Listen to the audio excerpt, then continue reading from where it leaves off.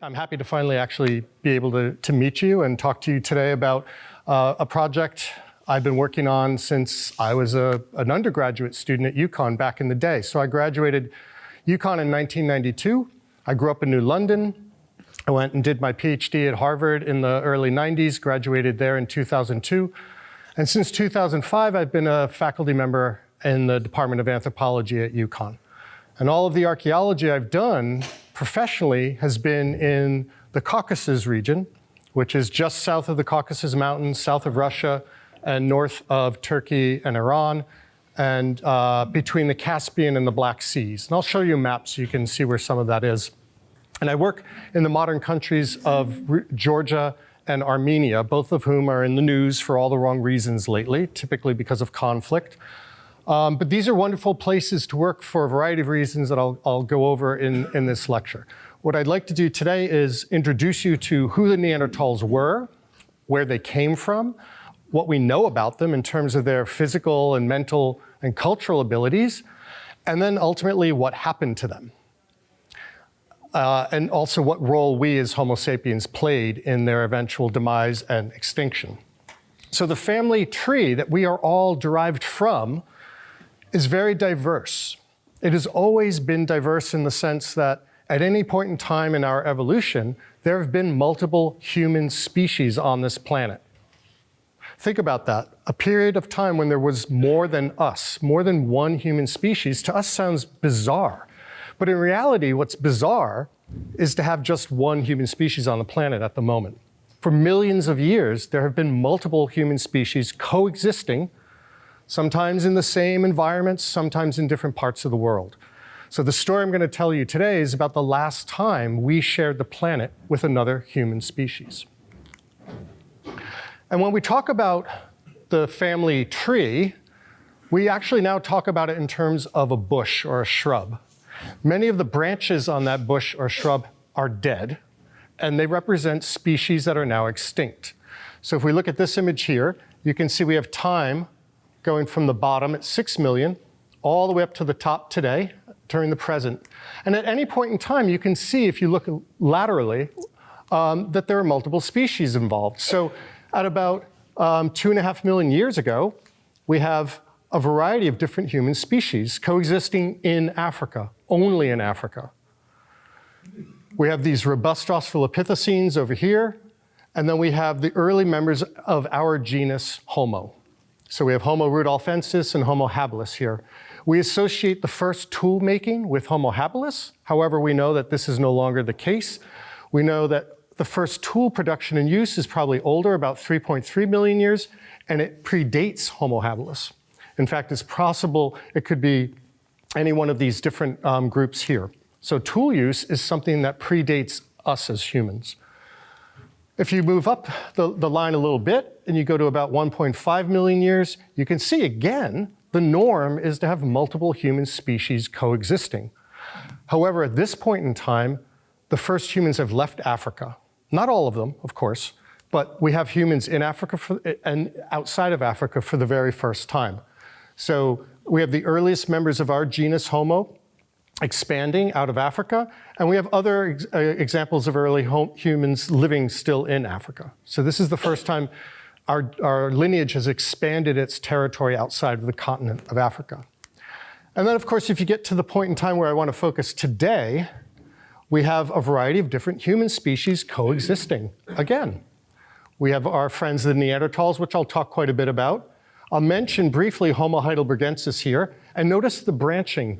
Homo heidelbergensis is ancestral to both Neanderthals and us Homo sapiens. Okay? So a lot of these branchings are all going back to what's called a common ancestor. So the last common ancestor between Neanderthals and us is this Homo heidelbergensis, which we think is ancestral, derived from the earliest members of our genus Homo. Every time a fossil discovery is made, a human fossil discovery is made, these branches sometimes shift a little bit. Or every time we develop a new dating technique, some of these branches might get clipped a little shorter, or they may extend a little farther back in time. So what you see here is a work in progress, and it's always a work in progress that's changing based on new discoveries. So this lecture I'll give you today about Neanderthals is obsolete as I'm giving it. I'm sorry to say. So don't quote me on anything. But it's because the field is moving so quickly. And this summer, when we all go out into the field and start doing excavations, we're going to change this story again. So every summer, there's a new chapter being added. So this is the period I want to talk about today. The Neanderthals are not typically depicted in the popular media like this. They're typically depicted, and I'll give you a history of why those earlier depictions are so wrong. They're typically depicted as subhuman, not like us, but something quite different. Nowadays, we view Neanderthals very much like this, not that different from us in many important ways.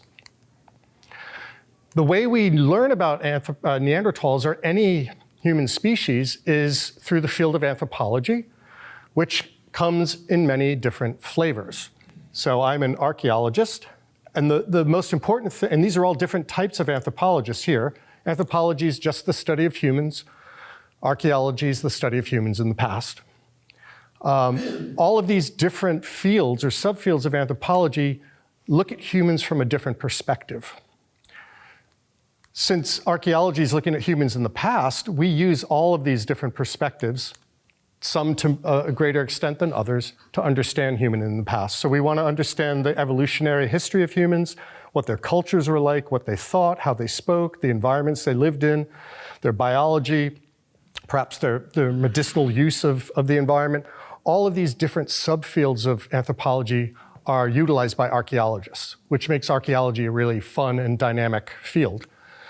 Outside of anthropology, we work with everybody we work with botanists, we work with biologists, geologists, physicists, chemists. We work with a lot of different people, which makes the field so dynamic and fun. Just to put this in a little more of a temporal perspective for you, and looking at some milestones in our history on this planet, the divergence between chimps and humans was about 5 or 6 million years ago. Let me just back up. When I say humans, of course I mean all of you in this room, right? I think we can all agree to that. For a lot of people, however, the term human doesn't extend beyond Homo sapiens into the past. I extend it all the way back to here, just to make the conversation a little bit easier. But what ultimately defines us as humans and makes us different from some of our predecessors is an open debate. And every time archaeologists have generated a laundry list of behaviors or physical forms that they think is quintessentially human, the archaeological record always defies it. We always find certain behaviors that we reserve for ourselves, evidence for other earlier humans engaging in those behaviors as well. So what was once a very long laundry list of things that make us special is now very, very short. Because again, archaeology has crossed things off the list over time. But what I want to focus on today is this period between about 2 million years and about 40,000 years ago. And it's important because that's where the Neanderthal story begins. It begins around 2 million years ago with the expansion of Homo erectus out of Africa, the evolution of Neanderthals within Eurasia, the evolution of Homo sapiens in Africa, and then in the final chapter, the expansion of our species out of Africa 40,000 years ago, and our encounters with, our engagement with Neanderthals, who were the masters of Eurasia until we came along. So I'll go through these first 2 chapters pretty quickly and spend the rest of my time on this 3rd chapter, because this is where things get really interesting. Throughout the lecture, I'll be mentioning Ka and sometimes BP. Ka just means kilo annum. It's thousands of years. So 60,000 to 40,000 years is what this notation means. Sometimes I'll say 60,000 years BP, and that just means before present. And present is 1950. You were all around in 1950. I was not, but that's what that means. And 1950 is when the atmosphere was polluted with radiation from nuclear bomb testing, and that affects our dating techniques, our radiometric dating techniques. So just a little bit of housekeeping there. Neanderthals are significant for lots of reasons. Primarily, or initially I'd say, because they were the first archaic humans to ever be identified. Prior to the discovery at Feldhofer Grotto in Germany in 1856, there was no room in science, in religion, in the broader culture for anything different from us. And when I say us, I mean white Europeans, because that's where all the research was happening. There was no knowledge of anything other than Homo sapiens. The idea that there were earlier species was antithetical to the biblical story of Genesis and the flood. There are lots of interesting stories about how in the 1850s, mostly British antiquarians were struggling with the idea of the age of the Earth, number one, and also our place in it. And so the Neanderthals are first discovered at a very critical time when, well, they were all men, they were all European, they were all white, they were all mostly English, were arguing about these things. So it was a very dynamic time, and that's when the Neanderthals are first discovered. But you'll notice there are Neanderthals also from Belgium, Gibraltar, Croatia, and France. And these are the dates of discovery. These earlier Neanderthals were discovered before the Feldhofer cave specimen, but they weren't identified as Neanderthals until much later. So once the floodgates were open, so to speak, and there was room for people to actually talk about pre-Homo sapiens, they started finding them everywhere because people started looking. And they're looking in these caves. So here's the original Feldhofer cave specimen. And it's discovered in the Neanderthal, or the Neander Valley. That's where the name Neanderthal comes from. It's never Neanderthal, because that's just not how you pronounce it in German. So it's the Neanderthal. And these limestone formations were being quarried for building materials for the nearby city of Dusseldorf and other major centers of habitation in Germany. When you go there today, these limestone outcrops are gone. The whole landscape has been flattened because they've removed all this. And it was in the process of quarrying that they discovered some of these bones. I won't go into the stories behind it, but it was because of one individual, one school teacher, who identified these bones as being special and not cave bear or something else, and saved them from the quarry, that we actually have this story to tell. It could have been, let me just back up real quick, if not for the Neanderthal discovery, it could have been in Angers, in Belgium, in which case we'd be talking about Homo angierensis or something weird like that. But that's not how history played out.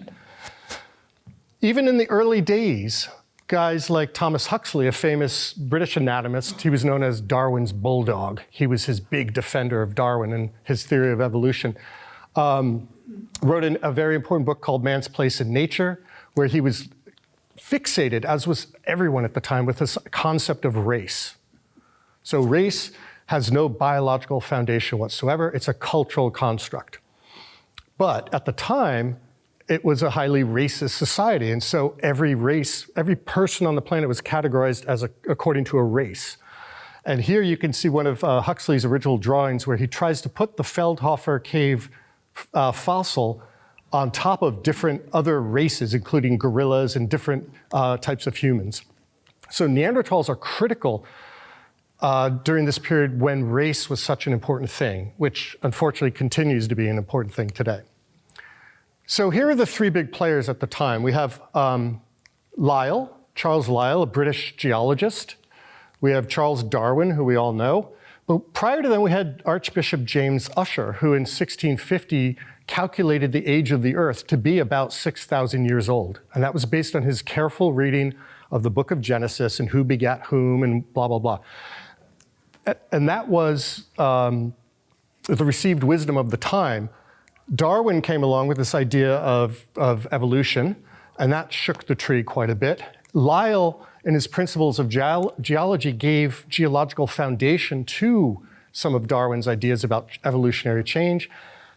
But Darwin never talked about humans being evolved from anything. It was first Lyell, and then later in Descent of Man, Darwin made these claims. So these These two individuals here on the right, plus a cadre of other important British, French, and German antiquarians, geologists, are the ones who are making these discoveries about Neanderthals and coming to terms with the fact that the biblical story and the age of the earth was impossible to support, which of course met with huge public pushback.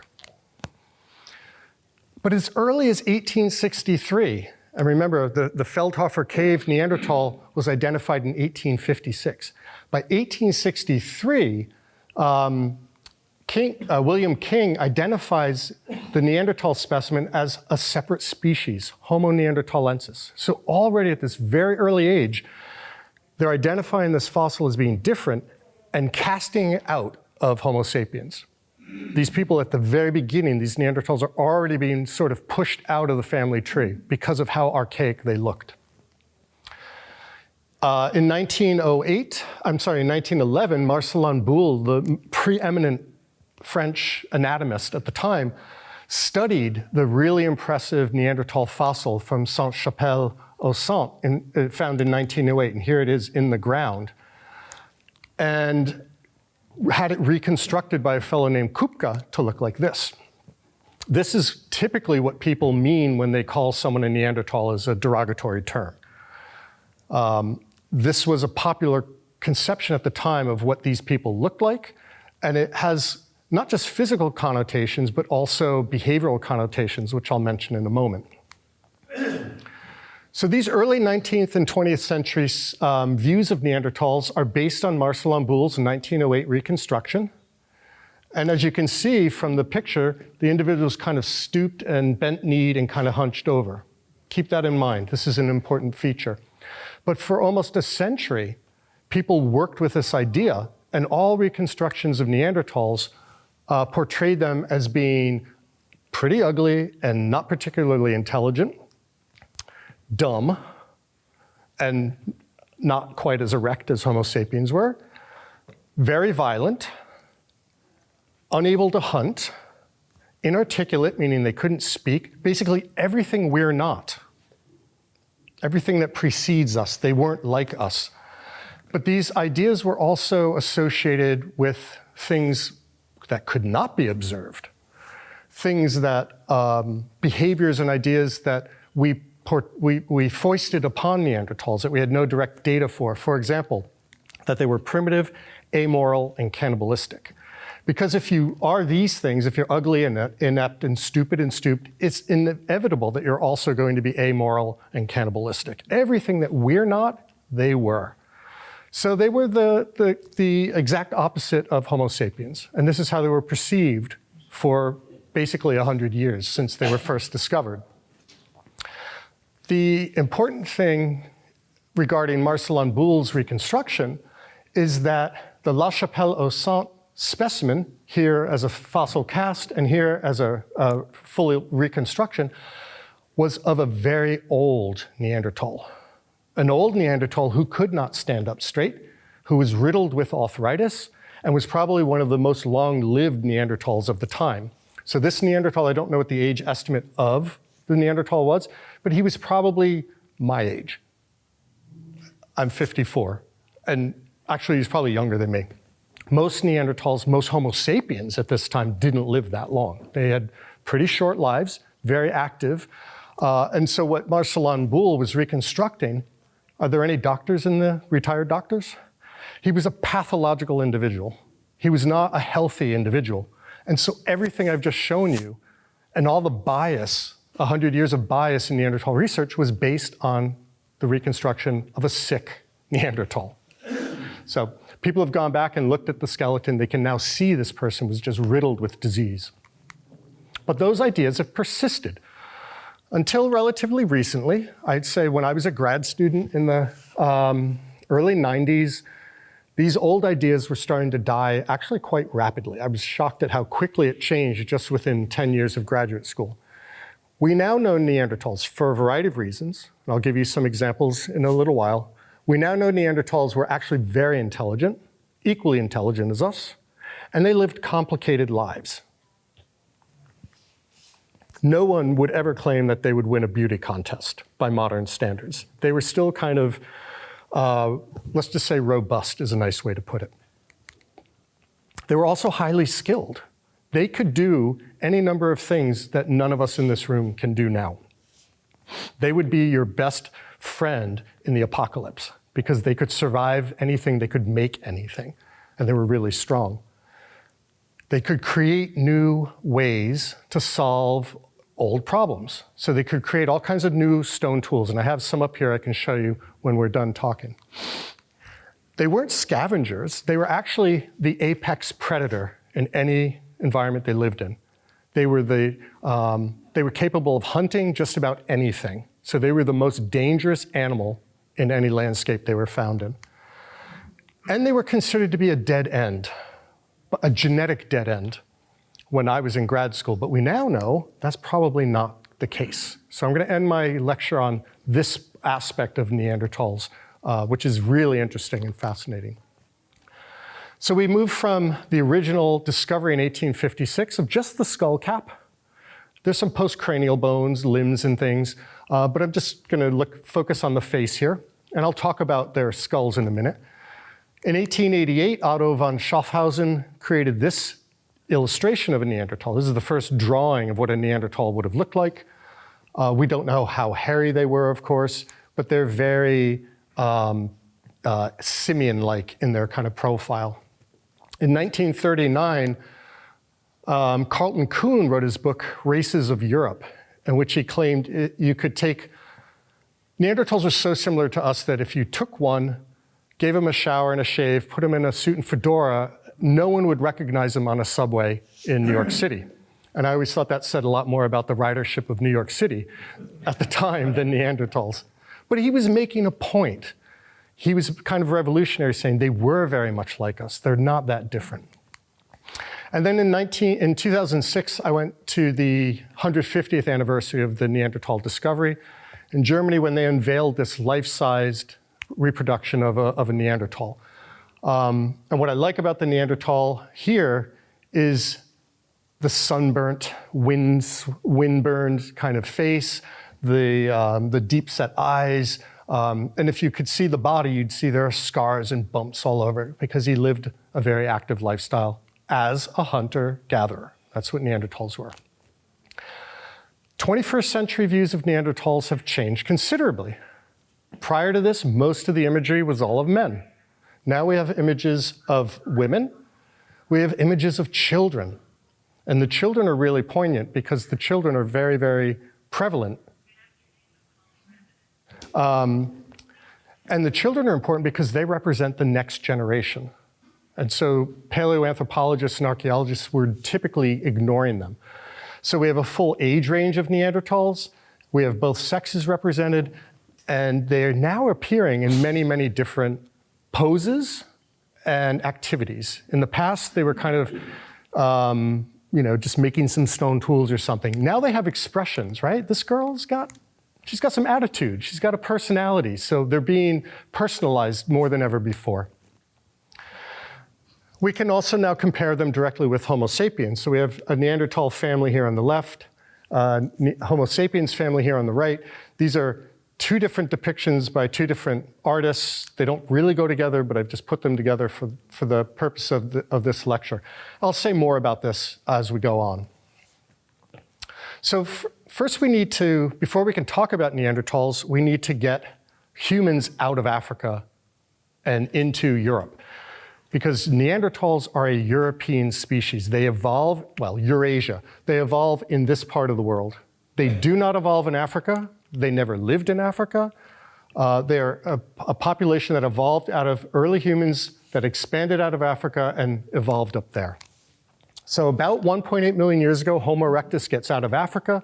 The earliest evidence is at the site of Dmanisi in the Georgian Republic, where I work. Rapidly, Homo erectus gets into Southeast Asia and China, and a little bit later into Western Europe. By about 1.2 million years ago, we have Homo erectus-like relatives in the Iberian Peninsula called Homo antecessor. You'll never hear that name again, don't worry about it. But it's this population here that eventually evolves into Neanderthals. There's an intermediate group called Homo heidelbergensis. And Homo heidelbergensis is kind of in between Homo erectus and Neanderthals. So this is all happening outside of Africa. So Homo erectus is evolving in East Africa. It expands out, and those populations populate Southeast Asia, Asia proper, and then kind of Eurasia. Each group in these different regions evolve in different directions.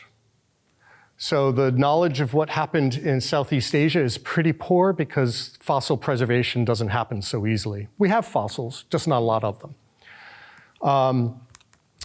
Asia, East Asia and Central Asia have also been kind of black holes for a very long time.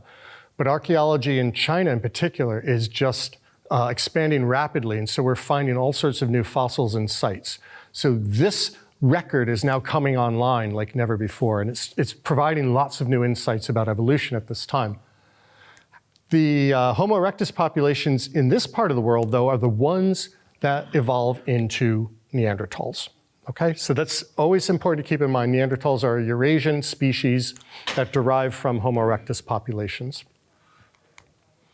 And we can also look at genetic evidence. So we know that roughly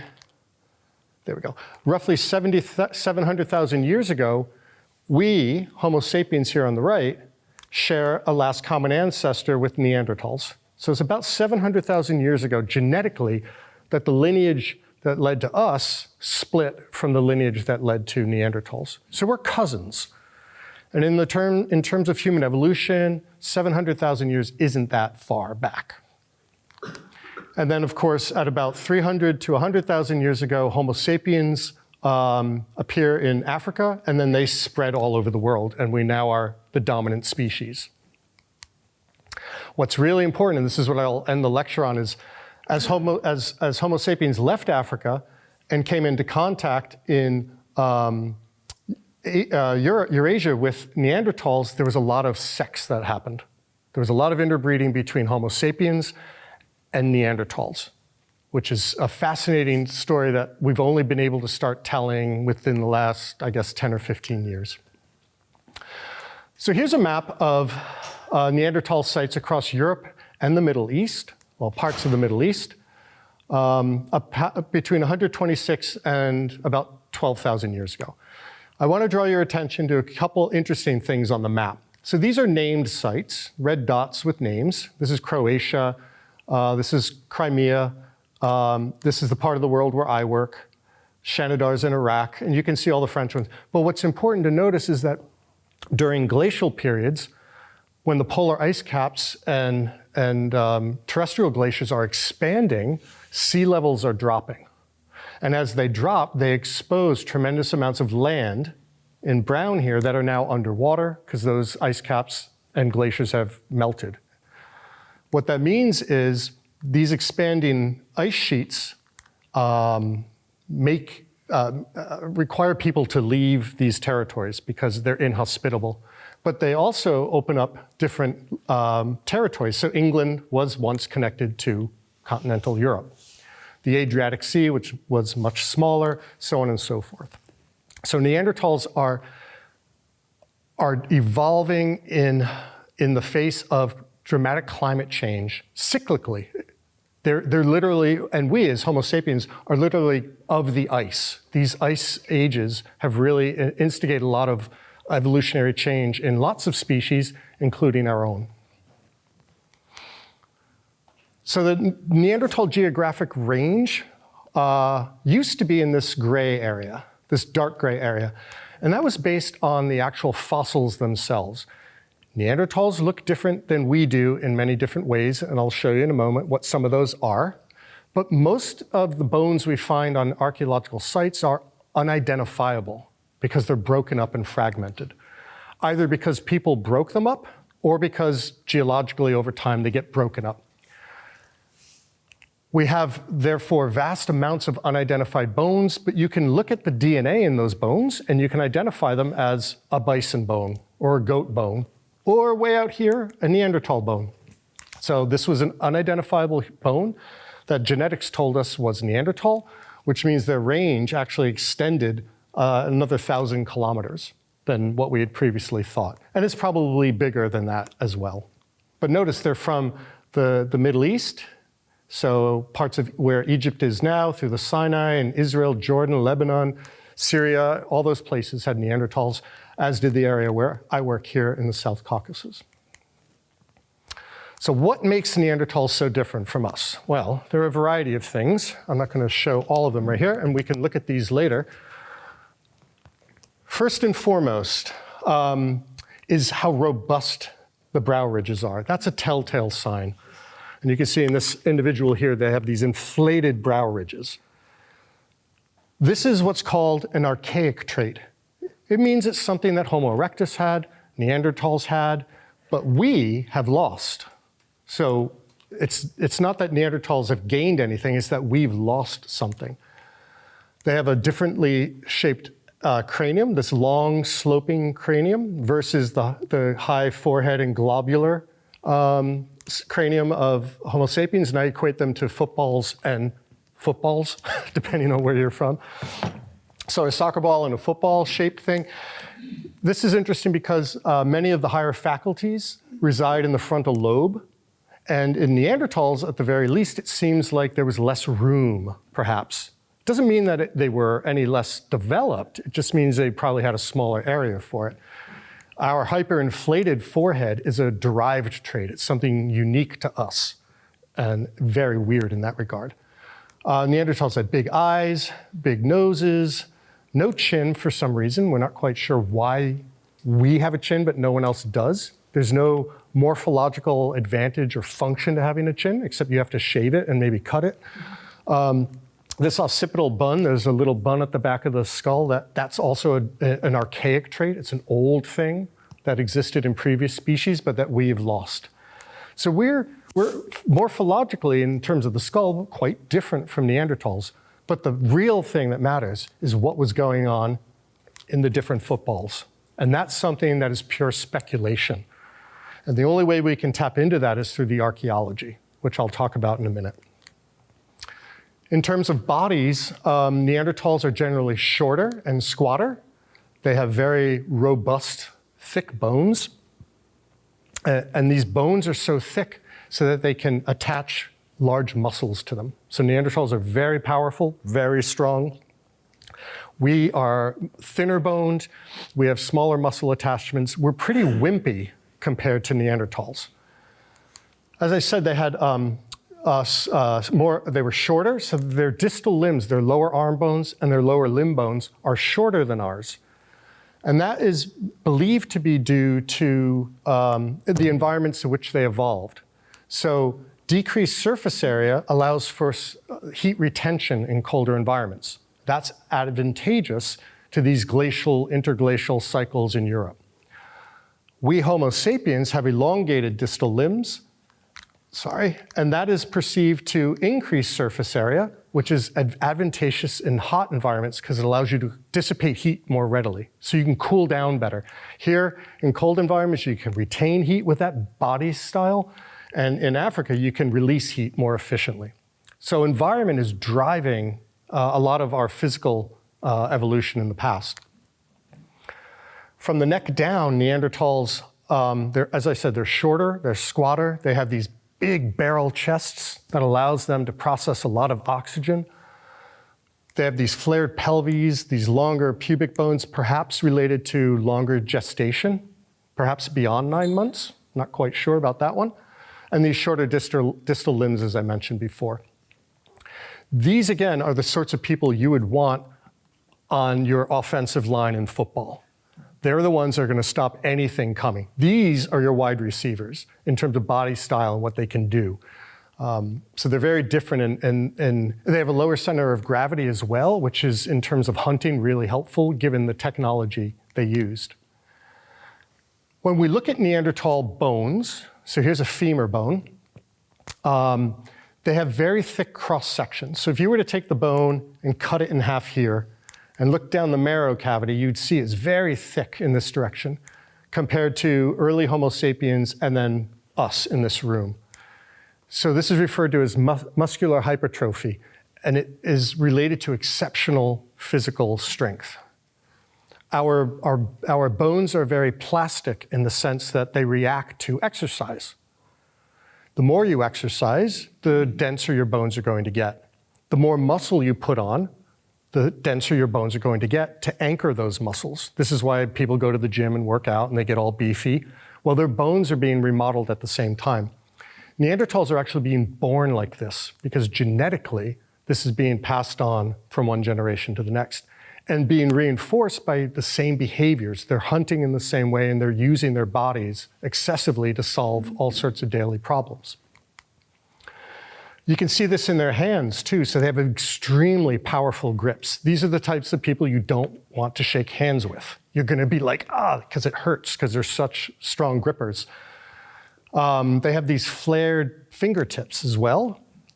This is a lot of this is related to the fact that they're habitually making stone tools. Stone tools are the main artifact or piece of material culture they use to manipulate the environment around them. And so if you were at a Neanderthal site, all day, every day, you would hear the crack and bang of rocks hitting one another, making flakes that would then be used to haft onto a spear or something like that. So it'd be the sound would be constant, and the hands, if you were a laborer or your father, for example, was a laborer, you remember the size of their hands. That's what Neanderthal hands would be like, big, beefy, muscly hands filled with pieces of flint, calloused, and powerfully gripped, powerful gripping hands. But we can also see that the downside of having such powerful bodies is that they wore out fast, wore out much faster than our bodies do because we don't subject them to the sorts of physical exertion they did. So severe arthritis at 40 years old, less than 40 years old, was not uncommon. Almost debilitating, crippling sorts of arthritis. And that level of physical activity also led to accidents. So most Neanderthal skeletons that we find show evidence of trauma, broken bones, most of which have healed, multiple broken bones. So they're very active in their environment, and they're coming into contact with rocks and animals and all sorts of things that lead to breakages. So they're falling quite a bit. So how do we find Neanderthals? How do we find their sites? And then what data do we use to say things about them beyond their physical bodies? So Neanderthals are hunter-gatherers. All of the foods they eat, they either gather from the wild or they hunt, as the name implies. There are no shops to go to.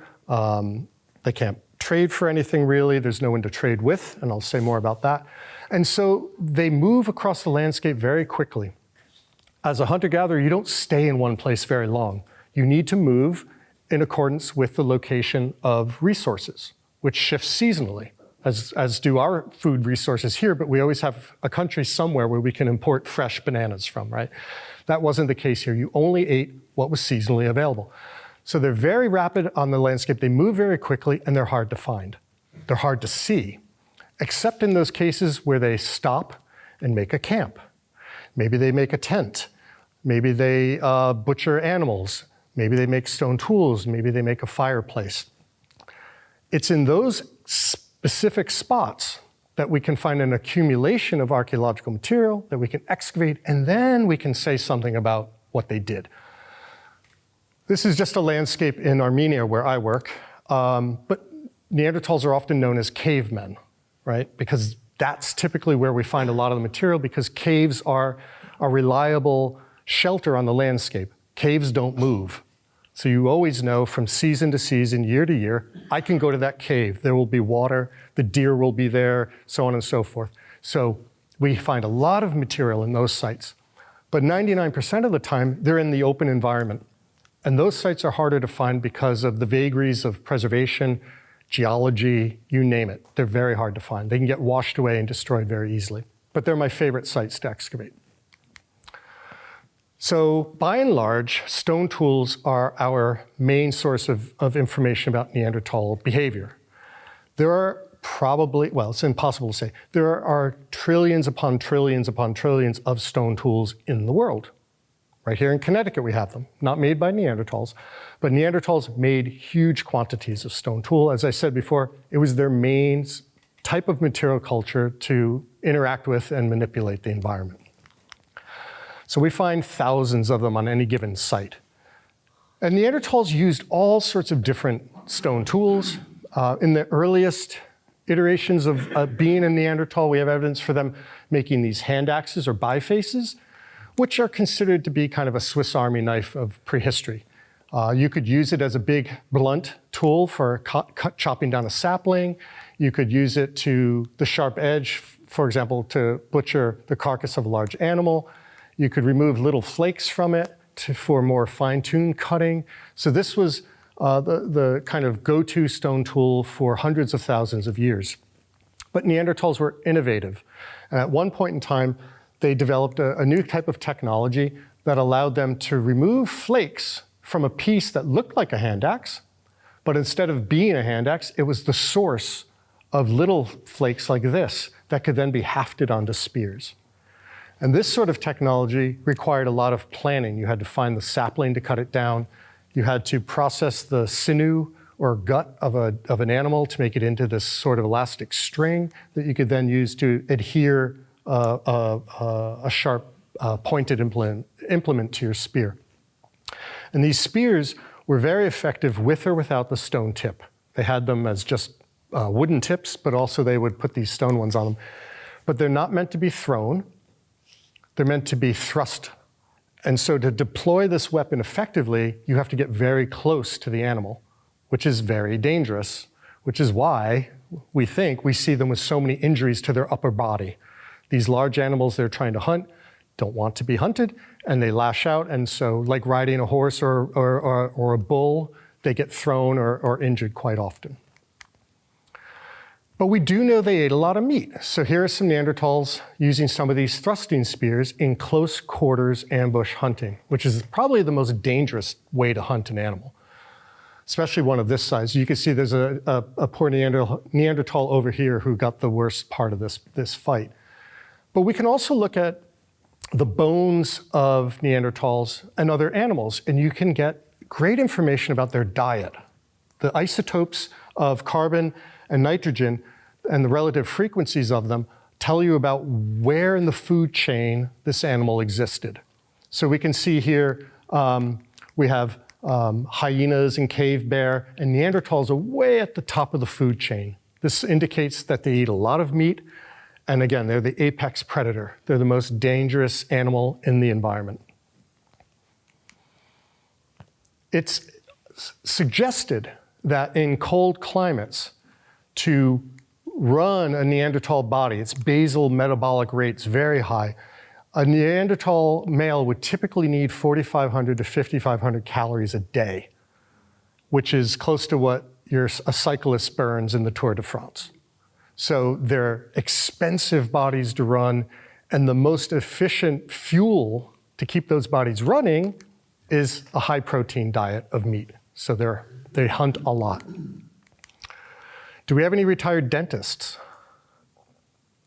Okay. This is why you go to the dentist. All this plaque. Plaque is one of archaeology's best friends at the moment because the plaque on Neanderthal teeth, it's also known as dental calculus, traps little bits of food. It's that mineralized junk that they never got off their teeth because they didn't have toothbrushes. Those starch grains and phytoliths, which are these little parts of plants that get incorporated into the dental calculus or plaque on the Neanderthal teeth, include all sorts of interesting plant foods. So there are some plants that they found in the teeth that are typical of recent diets and are edible, but they're not eaten that much nowadays. So date palms, legumes, grass seeds, water lily, they're finding them in the Neanderthal teeth. They're finding starch grains of grass seeds. Some of them are damaged in a way that only comes about by cooking them. So this is indirect evidence for cooking. So we know Neanderthals are cooking food. And we know that many of these plant foods, these diverse plant foods, were made more digestible by cooking them. And you can say the same about meat. It reduces the parasitic load and it releases certain nutrients that you don't get anyway. So Neanderthal diets weren't just meat. we're missing, in that previous slide about the hunting, we're missing a whole component of their diets that we're now able to trace based on the fact that they didn't brush their teeth. So, Neanderthals are also unique in the human evolutionary record because they appear to be the first groups to intentionally bury their dead. Not Homo sapiens, Neanderthals. And the evidence comes in many different forms. Typically, if you, and you've probably seen this in your lifetimes, if you see a roadkill deer, the deer doesn't stay around very long, right? It disappears after a few days. Why? Because it's been scavenged. Little animals, larger animals, coyotes will come along and they'll scavenge that carcass and it will disappear. If, like me, you have one killed in front of your house and you bury it in your backyard in a shallow grave, it will disappear because coyotes will dig it up and take it away. When we find complete skeletons of Neanderthals, it's a clear a sign as any that they were intentionally buried. Because if they weren't intentionally buried, the skeleton simply would not exist. So the carnivores and the bone eaters in the Pleistocene that existed when Neanderthals did were more numerous and more powerful, and they would have totally devoured these bodies if they'd been left out in the open or buried in shallow graves. So we find lots and lots of Neanderthal burials, lots of skeletons. So here's a map, and I'm just going to zoom in. From France, we have La Ferracie, we have La Chapelle-aux-Saints again. In the Near East, we have Kibara Cave. This is Moshe from Kibara Cave. And in Iraq, we have Shanidar Cave. So this is a huge area, and it means that the intentional burial of the dead was a common practice among most Neanderthals. Now, we do find stray teeth, we do find stray body parts, but no other species has this early and as this robust a record of intentional burial. So is it symbolic? Is it spiritual? Is it simply a sanitary necessity? We don't know exactly. There are no grave goods, not because they didn't have any to offer. Maybe they didn't want to, maybe it wasn't important. So why they're burying their dead is unclear. Some people attribute a lot of meaning to it, others slightly less. But the fact is they did bury them. And of all the burials we find of Neanderthals, the majority are of juveniles. And that's really interesting because unlike adult Neanderthals with their thick bones, high density bones that are more likely to preserve, juvenile bones are thinner and more likely to be destroyed. Yet we find them disproportionately represented in the burial record.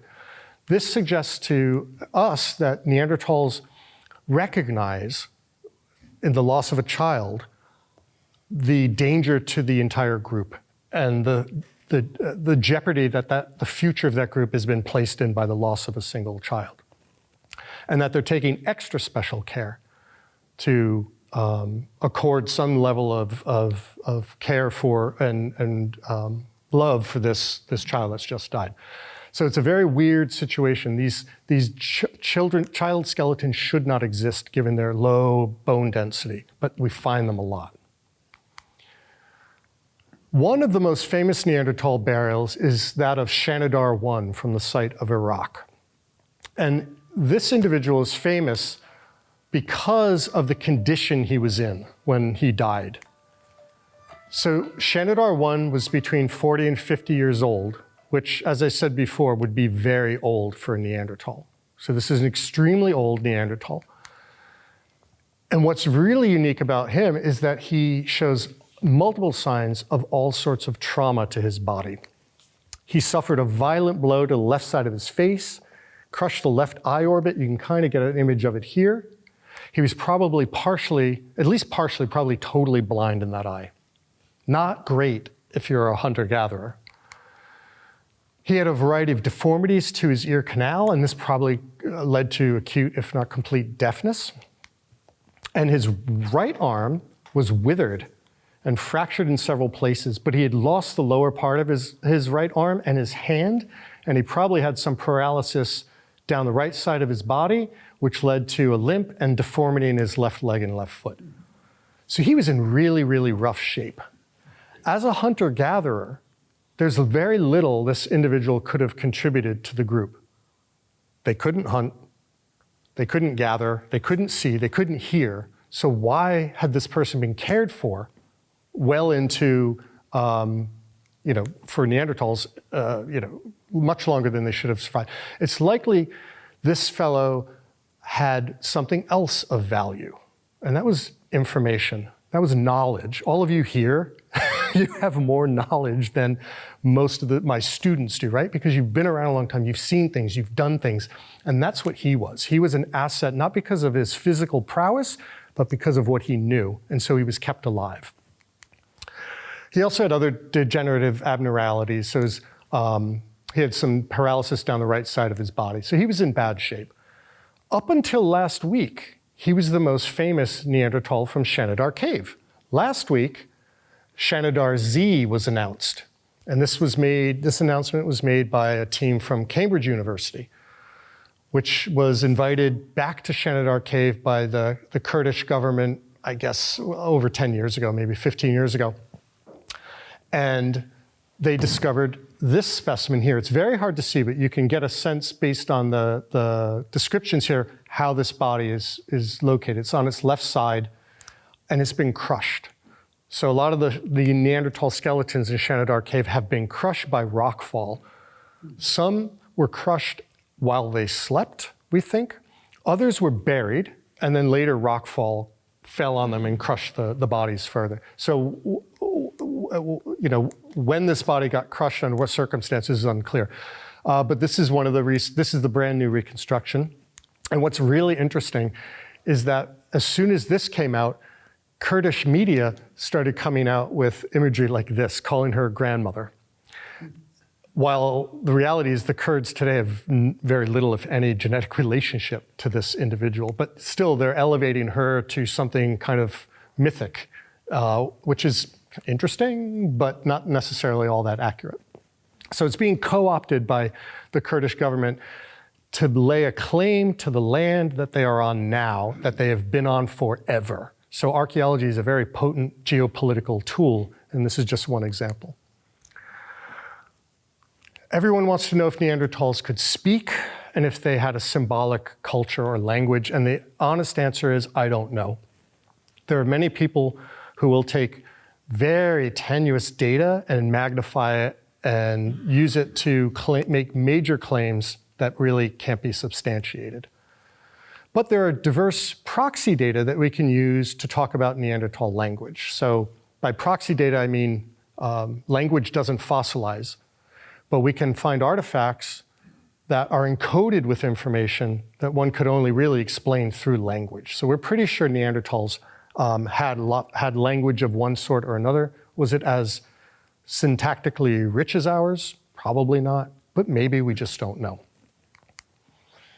Here's an example. This is Bruniquel Cave in France. This is old. This is like 176,000 years ago. And what you see here are a lot of stalactites. These are limestone features. You can see here's a stalagmite. They grow up from the floor, or they don't grow up. It's dripping, and you get the calcium carbonate accumulating. And the I always get them confused. Stalactites are the ones that form from the ceiling down, right? So what the Neanderthals did here is they collected stalagmites and stalactites and made this structure. So here's what it looks like, and now I'll show you like a picture from above, a map, so to speak. And so here's that circular structure, and you've got all these areas of burning and heating, and this is believed to be an intentional structure made by Neanderthals over 300 meters deep inside a cave. So over 1 football field long, Neanderthals went in the pitch dark. They had to have some sort of lamp, some sort of fire, and then created this place, this structure that you would never live in because it's wet and cold, to perform some sort of activities. And the French, being French, of course, think it's very symbolic and ritualistic, but we don't actually know. But it's a hint that they were doing something interesting. Okay, I got a few more. There's some interesting sites now that we can use to talk about the family structure of Neanderthals. So at the site of El Cedrón Cave in Spain, about 50,000 years ago, they found 12 different Neanderthals. And this is kind of the family photo of the Neanderthals. They could look at the DNA. They were able to extract DNA from the bone, specifically mitochondrial DNA. That's the DNA we inherit from our mothers, but that none of us pass on as men. It goes through the maternal line. So if you had an aunt, she had the same mitochondrial DNA as your mother did, for example, as did their daughters and their daughters. But with men, we don't pass it on. What was interesting, it shows that of the Neanderthals, of the 12 Neanderthals, they stem from 3 different maternal lineages. These numbers don't matter, but there are just 3 different maternal lineages represented in this group of 12 Neanderthals.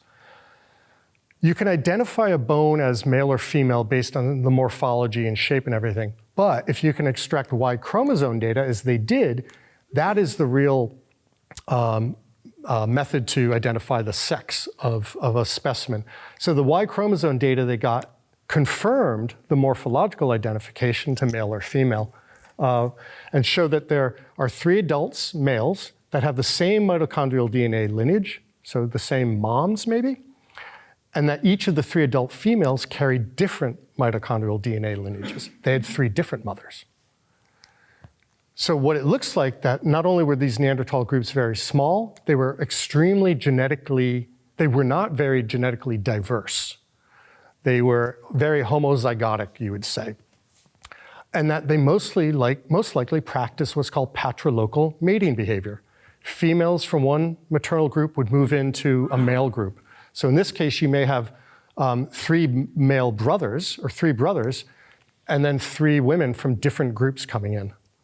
Not uncommon to the way many cultures today set up residence after marriage. There's another example from Neanderthals in the Altai Mountains in southern Siberia around the same time, where you can see that looking at nuclear, mitochondrial, and Y chromosome data, there's a father-daughter pair, which is really neat.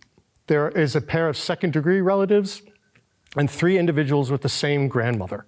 So this suggests all these Neanderthals died at the same time and lived together. But it also suggests very little genetic diversity. This is something we're going to keep coming back to. Low genetic diversity, in part because they're living in very small communities. The estimates are all over the place, but I guess the best one is that at any point in time, there may have been only 10,000 breeding Neanderthals ever, or at any one place at any one time. 10,000, spread across this vast area. That means group sizes are small, and the opportunities to meet another group were small. The opportunities to find a mate that you weren't closely related to were small. And so there's possibilities for inbreeding as well. So this low Y chromosome diversity is again best explained in this case as well as patrilocality, where females move into male groups. If we go back to El Cedrón Cave again about 49,000 years ago, you have 13 Neanderthals that were part of this study. The genetic data show that they were extremely closely related. So, what's that mean? When they looked at the skeletal parts, they looked at over 1,600 pieces. They found 17 congenital anomalies. These are things that you don't want to have occurring in your population because it's a sign of inbreeding. So the genetic evidence and the skeletal evidence are clear signs of inbreeding. That means they're not capable of finding mates elsewhere. And so they're turning to their kin because that's what biology does. You need to reproduce. But you do this often enough, and you can have all sorts of genetic and morphological abnormalities, which is what seems to have befell this group. Where are all the other Neanderthals for them to breed with? They weren't there. So where were they? Periodically, Neanderthals went through what are called bottlenecks, when typically because of environmental and climate change, populations die and there are just fewer individuals around. So genetic diversity decreases as more people die. You have fewer mating opportunities, and this is probably the outcome in this case. In this part of Spain at 50,000 years ago, this seems to be what's going on. There's a population that's not doing well. Not only was this population not doing well, they were eaten. So cannibalism is something that was ascribed to Neanderthals right in the beginning. Remember I said that? Because they weren't human. So what's the worst thing you can call someone? A cannibal. That's the last thing that anyone really should be doing. Turns out that the 19th century racist guys got it right. They were cannibals. So, but I want to say more about that. So don't remember just that phrase. We can look at a cave site of Goyer in Belgium, about 45 to 40,000 years old. And we find evidence for butchery on this Neanderthal skeleton. All these little marks and these broken bones here are related to butchery. So we have cut marks for disarticulation, defleshing, and evisceration. There are percussion marks from breaking the bones open for marrow extraction, which is a really nutrient-rich resource. And they were taking some bones, like some of these long bones, and using them as what are called retouchers. As a hammer, basically, you would hold a stone tool in one hand and you would hit it with this bone to sharpen it. So they were using them as tools. Again, if we go back to El Cedrón about 40,000 years ago, or 50,000 years ago, that inbred population was also cannibalized. This all seems to coincide with really bad environmental conditions where there aren't resources, there aren't a lot of Neanderthals around, there are very few mating opportunities. It really shows a population in serious stress. Cannibalism happens for a lot of reasons. So why are Neanderthals eating each other? Maybe for sustenance, but there are ritual or symbolic reasons for cannibalism. So one is to absorb the power of your enemies. This is very common, very well documented in lots of different societies. To honor your kin, to keep them part of the community, you might imbibe or eat part of their bodies. In lots of different faiths, Christianity, for example, the transubstantiation of the body and blood of Christ to gain eternal salvation, or in the form of communion, is another symbolic form. It's I've never given this lecture in a church before, so this is kind of odd. So I hope no one's offended. But it's a symbolic eating of the flesh, right? However, in some Christian faiths, it's actually the transubstantiation. It becomes the body of Christ. It's not a symbol, it's the thing, like in Catholicism. But cannibalism occurs most commonly in the context of survival. There are lots of examples. I'm just going to list them here. In Jamestown, the raft of the Medusa, the whale ship Essex, which is a really interesting story. Obviously, the Franklin expedition to the Arctic, another one, the Donner Party. Which famine in Russia do you want to pick? Well, we got the Russian famine, we've got the Holodomor famine in Ukraine, we've got the Uruguayan football team in the Andes, and military troops of basically every military campaign ever engage in these sorts of things for survival.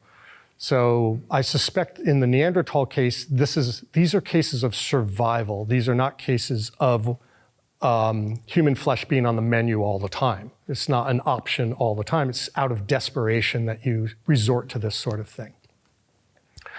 So Neanderthals were, around 50,000 years ago at least, probably something of an endangered species. They're very few in number on the landscape. They're undergoing demographic stress, and in some areas, complete collapse. And in some areas, extinction. And Neanderthals from other parts of Europe will reoccupy those parts of Europe at different points in time. But it's not a thriving population. They've been in Europe for hundreds of thousands of years, but by this period of time, they're under serious stress. So the spread here of Neanderthals is wide, it's deep in time, it's rich in many places, especially where I work, here in the South Caucasus. We have lots of sites from all different time periods. But by the time Homo sapiens appear, by the time we appear, the Neanderthals are not doing well. So Homo sapiens, we evolve in Africa we begin our expansion out of Africa about 65, 70,000 years ago. And wherever we go, we encounter archaic humans. By the time Homo sapiens get to Southeast Asia, they're encountering other humans that they'd never seen before. Once they get to the Near East, they encounter the Neanderthals. And what they thought when they first saw one another is anyone's guess, but I'm 99% certain they would have recognized them as another human. Different, sure.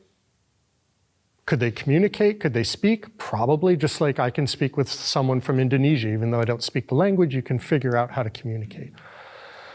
So what form did these encounters take? And these are the dates when the encounters first occurred. So in my sites in the Georgian Republic and Armenia, the oldest date's about 45,000, 60,000 in this part of the world. And they get a little younger as you move away from this entry point. In the Middle East, they're also encountering Neanderthals. Oops, there we go. So who are these Homo sapiens? They're Africans. And these are humans unlike any that have really appeared before. They have complex sociocultural, linguistic, technological, and linguistic capabilities. They're really, really savvy. And most importantly, from a demographic and genetic perspective, they're living in larger populations, more integrated populations, more stable ones, and they have really efficient ways of exchanging information and mates. So information is no longer exchanged by word of mouth. Just as this Maasai hunter today is doing, Homo sapiens at this point in time are signaling information to other people non-verbally, just by the way they look, what they wear, how they dress. All of this jewelry, all of this makeup means something specific in that culture. I don't know what it means, and I'd venture to guess none of you know what it means because you're not part of the culture. You're not privy to the knowledge and information encoded in all of these things. But the fact remains, it's efficient and it's advantageous for this individual to encode information that can be seen from a distance rather than up close verbally, because there's someone else out there to read that information. And if there's no one else out there to read it, then you don't need to do it. So this is a clear sign Homo sapiens at this time are wearing jewelry and tailored clothing, and they're signaling information to other people because there are other people to receive the signal. Neanderthals didn't do this, not because they were stupid, but probably because there was no one there to read the signal. So here's what some of these early Homo sapiens looked like. Now, remember, in the early pictures I showed you of Neanderthals, especially the Kupka image, hairy, dark-skinned. Dark-skinned because dark skin was bad. And Homo sapiens are white-skinned because white skin was good. That's just the thinking in the 19th century.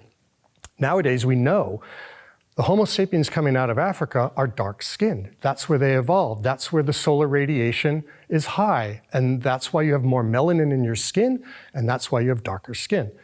Neanderthals were actually light-haired, light-eyed, and light-skinned because there was much less solar radiation, less melanin in their skin, and less pigmentation. It's just a question of solar radiation and evolution. So the idea of the earliest Homo sapiens in Europe being white is a completely racist idea that started in the 19th century, and now we have people who actually know what they're talking about based on science, depicting the earliest Homo sapiens coming into Europe as this. And again, they're mostly female depictions because they're trying to counteract the male-focused depictions of the past. So if we look at these sites, this is a busy map, I won't go into the details, but there's a whole lot of weird stuff going on when the first Homo sapiens leave Africa and meet the last Neanderthals. And these sites are all different time periods, and they're located in different areas, and they have different types of archaeology. And we're just coming to terms right now with what all of this means, but it's very complicated. So the sites I work in are dead center within this expansion route. And some of the data we have coming out in the next year, I hope, is going to make the story even more complex because we've got some really interesting results, genetic results that we're getting ready to publish soon. I'm just going to skip this one. So as Homo sapiens leave Africa and they come into Europe, they interact with Neanderthals. and they have interbreeding events. There was apparently nothing about Neanderthals that Homo sapiens found so unattractive that they wouldn't have sex with them. There's clear evidence for repeated events of interbreeding. When you have an interbreeding event between two populations like a Neanderthal and a Homo sapien, the result is a hybrid. It's half Neanderthal, half Homo sapien. If that hybrid then breeds with a Homo sapien, well, then it's more Homo sapien than Neanderthal, so on and so forth. So at a site in Romania, we have a hybrid. And this is the image of the hybrid here. And this is what he looked like, about 42 to 37,000 years old. And this individual is a Homo sapiens with almost 10% Neanderthal ancestry. And based on how they count that genetic ancestry, they equate it with interbreeding that occurred 4 to 6 generations back. Not that long at all. But note, this is classified as a Homo sapiens because it's more Homo sapiens than it is Neanderthal. What's interesting is this population contributed very little to later Europeans. So I'm going to introduce this idea of waves of populations of Homo sapiens coming across Europe later in time as well, swamping the hybrid populations. This is what I mean where it gets really complicated. So what does 4 to 6 generations look like? I'm the genealogist in my family, so I put my family tree up here. There I am. My parents, 1 generation. My grandparents, 2. Great-grandparents, 3. And great-great-grandfather, 4. And here they are all in one picture from 1937. What is that? And my mother's family, I can only get back to this 3rd generation with pictures. I can't find pictures of the rest of them. But how does that equate to our hybrid? Well, it's not that far back in time. So what's interesting is our lifespans are elongated compared to Neanderthals or these early Homo sapiens. We live a lot longer. So long that my dad's still alive. He can tell me stories about his dad and his grandfather and his great-grandfather because he remembers them. That means I know something about them. I don't know as it would apply here. I think it might, though. Even though their lifespans are shorter, this individual, this hybrid guy, may have known about this interbreeding event. There may have been stories he had heard about this other group. And whether it was a Neanderthal female with a Homo sapiens male or a Homo sapiens female with a Neanderthal male is anyone's guess. We don't really know. It could have been both. I suspect it was more Homo sapiens male and Neanderthal female. But it means that these generations aren't that far apart and you could actually have information about them. You can get your DNA done too. I have less than 2% Neanderthal DNA, which was extremely disappointing. I was hoping for quite a bit more. And then they give you these hokey estimates of various things, but I apparently have one variant associated with an inability to discard rarely used items, AKA hoarding, which my wife agreed with heartily when she saw that. I collect all sorts of things and I'm slow to get rid of them. So the genetic data has really fundamentally changed what we thought. We used to think Homo sapiens marched into Europe and outcompeted and killed all the Neanderthals and took over the continent very quickly. We now know that's not the case. There's a period of overlap where in the Near East in particular, neither group had an advantage over the other. But eventually Homo sapiens expand out of this bridgehead and very quickly genetically swamp Neanderthals wherever they find them. So there's one site I want to talk about real quick, maybe 2. Bachakiro here in Bulgaria. Again, here are my sites, very close. Here they have 2 different populations of Homo sapiens, one at 46,000, the other at 35. The one at 46, like the Romanian one, has a hybrid with Neanderthal ancestors 6 generations back, showing that interbreeding was very common in different places at slightly different times. The other population at 35,000 is a genetically distinct group, which is more closely related to other Homo sapien groups later in time, showing that you have one hybridized group that then itself is replaced by other Homo sapiens. So there's a constant movement of people taking over territory, interbreeding with one another. That's what I mean. It's a complex situation that we could never have understood without the genetic data. So genetics has absolutely and fundamentally changed everything we know about Neanderthal Homo sapien interactions. So ultimately, the question is, what happened during these interactions? Were Neanderthals just culturally absorbed into a group of Homo sapiens? Possibly, probably, but also with interbreeding. Disease is a big question. The Homo sapiens that we're descended from left Africa with immunities to all sorts of nasty diseases in Africa. Coming into contact with Neanderthals, they had no natural defenses against those diseases, much like Europeans coming here and getting smallpox to Native Americans, decimated Native American populations. It's quite possible there was a disease front that preceded Homo sapiens wherever they went and killed off Neanderthals. Likewise, Neanderthals had natural immunities to all sorts of upper respiratory diseases common to Eurasia that Homo sapiens maybe didn't. So there was probably a period of time when the two populations kind of interacted a little bit, but neither group had an advantage. But it's possible Homo sapiens overcame that disease barrier first and could then move into the rest of Eurasia and interbreed with and genetically swamp Neanderthals. They could have avoided each other. Maybe they did see each other as very different species. They didn't want to interact. They may have competed against one another because they're all hunting the same things. They're eating the same foods. They may have cooperated. We have evidence for cooperation as well, sharing of ideas. But interbreeding seems to be the thing that really tipped the balance, with small populations of Neanderthals not doing well for a long time, suddenly overwhelmed genetically by larger numbers of Homo sapiens. So the distinctions, to conclude, between Neanderthals here on the left and Homo sapiens on the right are much more minimal than we once thought they were. They are the last human species with which we shared the planet. And in terms of evolution, whether you're a cricket or a human, having all of your evolutionary and genetic eggs in one basket, as in one species, is not a good idea. So we've outcompeted with, we've interbred with, and otherwise pushed to extinction all other human species until we've ended up with just ourselves.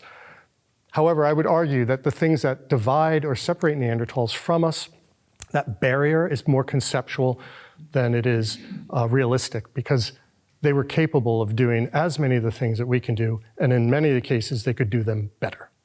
So that's it. Thank you very much.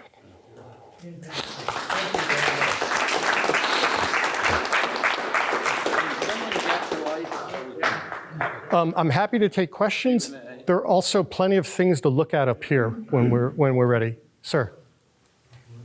The question of clothing. Yep. Many of the illustrations that you put up showed that they were able to use animal skins and so on for clothing. But is there actual physical evidence, say in the burial sites, that had animal furs or anything like that associated with the remains? So the short answer is no. Okay. Yeah. But for Neanderthals to survive in these environments, they would have needed some sort of protection. Yeah. And so simply draping some skins over you would have provided at least some protection. Sure.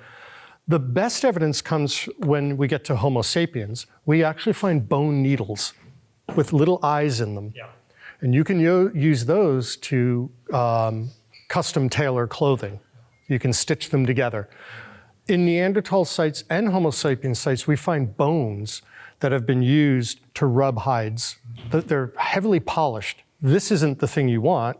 You want the hide to be, smooth. And so the wear is from preparing these hides to be worn, as opposed to having them covered in fat and goo. A lot of the stone tools also show evidence for having been used as scrapers to clean hides. So if you're not going to use the hide, you're not going to bother cleaning it. So through these proxy data, we can infer, clothing of some sort, whether it be something just thrown over your shoulders or actually tailored. Thank you. Yep. Is that Lucy? No, this is a Neanderthal. Lucy is older? Much older, yeah. That's an Australopithecus, and that's 3 to 4 million years, and it's in East Africa. The article I saw on ARP also talked about this. The brain was the size of an orange. Yeah, they were very small. So, Does that mean the inside of the skull can show that? so if the inside of the skull's empty, right, you can actually measure the volume of the skull. You could pour water in there or something, then pour it in a beaker and say, oh, it's 500 cc's or whatever, cubic centimeters. Neanderthals on average had bigger brains than we did. So it's not about size, it's also about organization and development. Yeah. The question on cannibalism intrigued me. Regarding that, did they have any preference for killing? First of all, did they kill them? Were they, or these ones they ate, were they almost dead? Number two, were they young? Were they old? Because you're saying they kind of venerated the young children. Yeah. So it's kind of hard to believe that they would kill a young child. Right. Were they old? Maybe like that decrepit old man, they said, well, the best he can do is feed us. Do you have any input on that? Because cannibalism is kind of species avoided except if necessity. Right, so that's my argument, but those are really good questions. We don't know who ate them. We just know that genetically the ones who were eaten were all very closely related and inbred, right? So they represented a population. Were they eaten by other members of their group because they all died first? So out of starvation they ate each other? Or was it another rival Neanderthal group that didn't care about the young of that group or the old? Or we don't know if it was a violent end. Oftentimes, if there's a struggle and there are broken bones, you can see that these are fresh breaks. I don't think any of those show that. So they may have been eaten by other members of their group who aren't represented in the skeletal assemblage because they lived. Or they could have been done in by a rival group who came across this inbred, hillbilly kind of group and been like, what the heck are this, you know? What was the age of the bones that you found? Were they indicative of young or old? I forget, but I think it's a combination of adults and juveniles. I don't remember off the top of my head, but definitely adults. Yes? What are the tools to find remains out in the plains or not in a cave? Oh, gosh. My favorite technique to find what are called open air sites, sites that are not in caves or rock shelters, are looking for road cuts.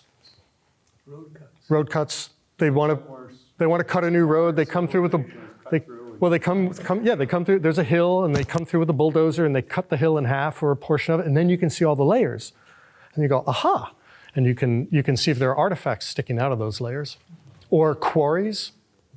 The maps. If you were to map all of the open air, non-cave and rock shelter sites in Europe and overlay a map of mines and quarries, they'd almost completely overlap because those mines go deep in the ground and they create the walls of dirt and you can see the different layers and find the stuff. Do we know much about the implication of weather on the Neanderthals and the early Homo sapiens entering Europe? You mean climate? Yeah. Well, climate was constantly changing, especially during the Ice Age. So we're right now in what's called the Holocene. We're in a really weird, long period of climate stability, which is now going in the opposite direction. Prior to this, though, there were cycles every 40,000 years where it get extremely cold and then warm again. So these rapid swings in the environment made populations expand in good times, contract in bad times. I mean, literally more babies, less babies. Homo sapiens, and so Neanderthals went through that for hundreds of thousands of years. They were, evolved to survive those sorts of extremes. Homo sapiens came out of Africa, and what they experienced in terms of those global climate changes was wet, dry, wet, dry. So they went through a lot of arid periods and a lot of warm periods and wet periods. Both species evolved in relation to the glacial cycles. They just were impacted differently. Once they got into Northern Europe, though, or Western Europe, Homo sapiens, like I said before, were biologically predisposed to survival in warmer environments. They compensated for their physical inability to survive by the tailored clothing. Neanderthals were already well evolved to survive in colder climates. Is that what you meant? To a certain extent, I mean, the big fact to me is the availability of food. Yep. And the capability to actually arrest that food. Yep. And you see these groups, like, for instance, I didn't realize the Neanderthals had such a problem and were a lot of interbreeding. I didn't grasp that. That's new information for me. So whenever we go somewhere nowadays, and in the not too distant past, you got a map out, right? To know where the gas stations were, where's the inn I'm gonna stay, now we use our phones or your GPS in your car. They didn't have any of that. They had experience and information that they exchanged between one another and between generations. So Homo sapiens coming out of Africa are expanding into unknown territory. It's like walking off into the middle of the woods without a map or a compass. That's what they did. So they didn't know what was over the next hill. They didn't know what animals were there to eat, what plants could be eaten. You can be sure lots and lots of Homo sapiens died eating plants they weren't familiar with, that were poisonous, or drinking water that wasn't clean. So there's a huge risk into expanding into a new environment, but there are great potential benefits. You might come across vast herds of animals you didn't know about, and you could subsist on those for a long time. So it's about having a latent knowledge about how to survive in different environments. And it's not as if they're going from East Africa to what's now Paris, France in a lifetime, right? It's incremental. It's every season, maybe they go into the next river valley and then the next one. And so slowly over what seems like thousands of years to us, they get great distances. So it's really not that hard, but moving out of your comfort zone is fraught with all sorts of risk, but also possibly benefits. And if you get into a highly productive environment and there's someone already there, namely the Neanderthals, how do you negotiate that? What do you do? Do you scare them off? Do you fight them? Do you befriend them? And that's that level of interaction that occurs thousands of times in each river valley. And it's new each time for the Neanderthals. Maybe they've heard whispers of this other people out there. But for these expanding Homo sapiens, they meet them the first time, then they'll meet them in the next river valley and the next, and it's a little easier. And they start to learn environments. Environmental learning and resource location is really key. But they're good at it. All of them are good at it. And when did civilization start herding, groups of animals together so they can So about 10,000 years ago, we have the earliest domestication of plants in the Levant, among the Natufians. And then around 8,000 years ago in the Taurus Zagros Mountains of Iran, you get the domestication of goats and sheep. So it's not, no. Yes? Where do the people, Aborigines in this continent or in Australia, for example, come from? So where do Native Americans and Australian Aborigines come from? They're us. They're Homo sapiens, and so people are getting to North America. It used to be 10,000 years ago. Now it's possibly 20,000 years ago. There's some outlandish claims for 100,000 years ago, but it's getting older because we're looking more closely. But they're coming from Northeast Asia, and they're probably coming along the coastline in boats of one sort or another, but they get all the way down to Patagonia by 15,000 years ago. And then they just spread out. And then the Australian Aborigines are even earlier. They're possibly getting to Australia 60,000 years ago.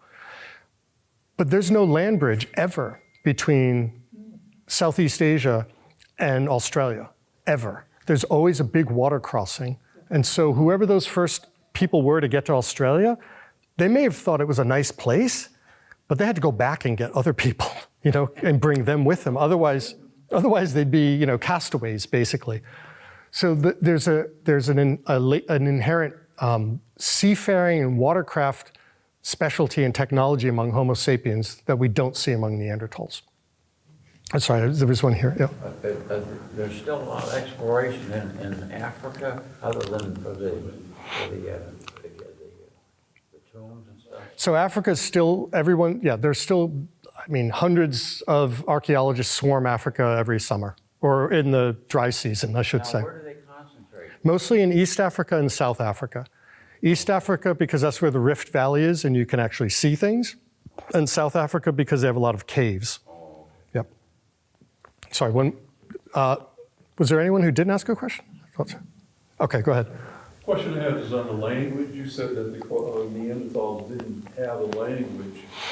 And can you clarify that? Because to me, if they're hunters and gatherers, which they were, the most common thing, if you've ever hunted in a group, is sign language, which would mean communication. Yep. And above and beyond that, primitive language with the animals and screeches, sounds, Yep. which signify different things. So I can't imagine they didn't have that. I'm sorry I gave you that impression. I believe they had language. Okay. Oh yeah, no, definitely. But the question was it like our language? And I actually don't care if it was. To me, it doesn't matter. But what's important is you learned things from your families growing up. If you had a family, you taught things to your kids growing up. They learned things from you. You learned things from your family by watching what was being done. But that's prone to a lot of mistakes. You can get what's called a higher fidelity kind of reproduction of some behavior by speaking as well. So learning is done through watching, but also hearing. And the two together are unstoppable. This is the most efficient way to reproduce a culture from one generation to the next to the next. And so I really think Neanderthals had very complex forms of communication. Was it like ours? I don't know. There are claims that they couldn't make certain vowel sounds that we make, and therefore they didn't have language. Well, that's just stupid. It is. I mean, there's other types of language. Right, exactly. I mean, you don't have to be able to make, A, E, I, O, U and things like that to have a language. It will be different from ours, but it doesn't mean you can't convey complex information. And the name of the game as a hunter-gatherer in Pleistocene Europe, which is not, or anywhere else, which is not the most hospitable place, is a steady food supply and knowledge, and conveying that knowledge to the next generation, because the knowledge is what keeps you alive. And to do that verbally is as important, if not more important, than just watching you do something. Yeah. There are many languages currently that I could not say the vowels or the sounds. Exactly. And conversely, English is a very hard language. Yep. for other people. Exactly. So there's got to be other ways to converse it. Did you choose Georgia or did Georgia choose you? Oh, that's a How great did you end great question. Why? Let me think. It's a funny story. Am I still being filmed? When I was at UConn as an undergrad in the 90s, there was a faculty member there who was working in Germany. He invited me to come work with him one summer as an undergraduate volunteer, and I did. And I stayed for a couple summers. I stayed for over a year at one point and lived in a museum which was run by a German professor who had gotten an invitation to work in the Georgian Republic. And he was going to send me there to do a project, and at the same time I was applying to graduate school. And I applied to Harvard, and it just so happened the guy who became my PhD advisor had just been invited by the Georgians to come and start a project on Neanderthals. So here comes this application from some kid at UConn saying he's going to Georgia and he's going to be doing this thing. And here I'm reading going, oh, that's exactly the kind of person I want. So it was just chance.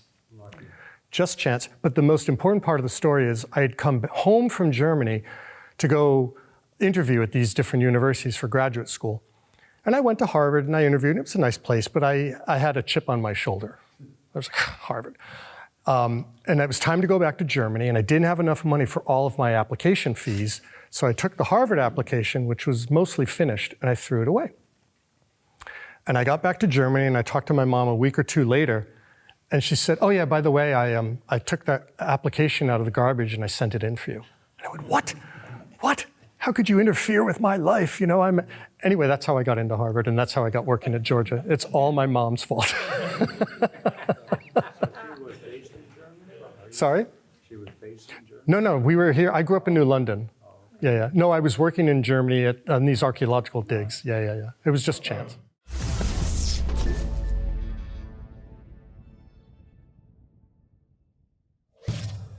Funding for Simsbury Community Television is provided in part by contributions from viewers like you. Thank you.